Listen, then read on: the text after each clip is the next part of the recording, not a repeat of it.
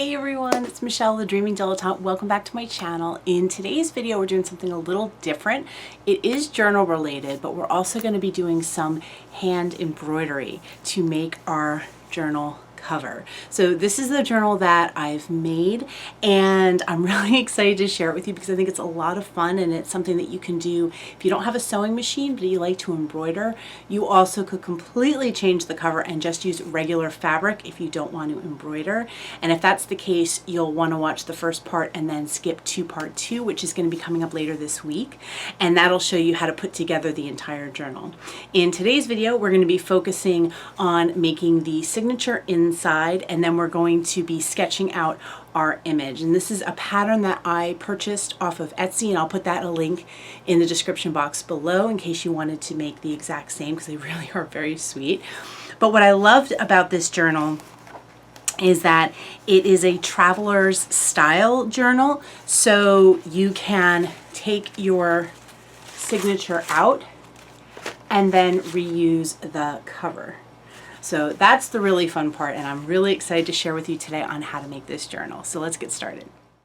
So to start off with our journal, I am making my signature. This is going to help me determine how big I need my fabric to be. And I have some dictionary pages here, and I'm going to tape them with masking tape. You can do this with any paper if you wanted to have your writing running in a certain direction, or if you have some images that you like but are too small to go into your signatures, you can just tape 2 pages together. I like using masking tape. You could use washi, but I would add some permanent glue to the back of the washi to do that. I did that here just to cover up the other side. And then I'm using some magazine images that I just really love. I don't mind that these aren't running in the right order because I do plan on covering up a lot of those images, but it just gives you some interesting texture and some different things to work with when you're starting your page. I also have some brown paper bags that I used and some scrapbook paper. So now I am just kind of figuring out based on I had cut my fabric first, and I wanted to get an idea on how big the signatures needed to be. And I had done this before when I kind of thought I knew what the signature size was going to be, and now I'm just really kind of making everything work together with the piece that I had cut for the cover. And I'm using, I think it's just like a cotton material. I'm not exactly sure. I'll see if I can find a link and put that in the description for you so that you can see what fabric I'm using, and that's what I'm going to be embroidering on.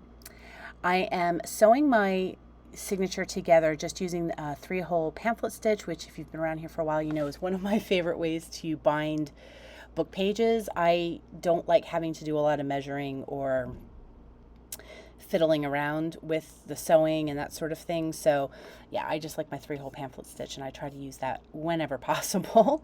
And I'm using some baker's twine that I had in my stash, and that's what I am using to tie it. You could use embroidery floss if you wanted, so pretty much anything that you have. And then I'm just using my bone folder just to make the signature nice and flat.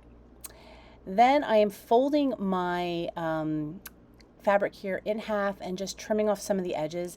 Ideally, you would use a rotary cutter for this. I don't have one at my studio, so hence the raw edges and the fiddling, but we work with what we have available to us.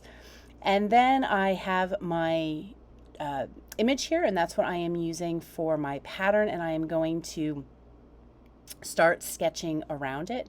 So I have my image placed down here. I did add a little tape just in case I bumped it and it slid off, that I could it wouldn't completely slide off my image. And I'm going through and sketching it, and I found it was helpful at times just to flip back and look at the image underneath, and that's what the tape allowed me to do. I just had some painter's tape at the top and the bottom, and then I was going ahead and sketching the image. And you could use a light box for this. I actually had one, and it didn't have batteries in it, so that's where I was at. So I ended up just working with what I could, and it's a fairly simple image, so it worked out all right. Of course, you could sketch your own image. You could embroider anything that you wanted. You could do your initials. You could print out a word from the computer and then just use that as your template if you wanted to have a fancy font, and then embroider that. So there's lots of things that you can do. I'm just using this pattern because I have it and I haven't used it yet. And I do love the fairies, and I just thought it would make a really nice embroidery piece. So I'm going to go ahead and finish sketching this out, and then in our next video I'm going to share with you how we're going to watch me embroider it, parts of it, and then I'm going to show you how we're going to go ahead and put the entire book together.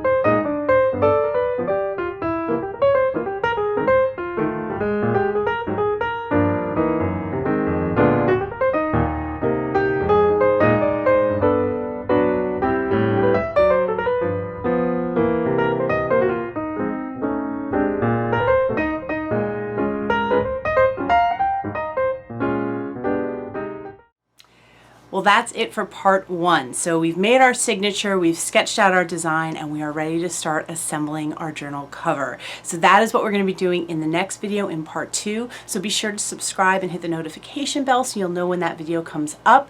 And I look forward to sharing that with you. Thanks so much, everyone. Have a great day. Bye.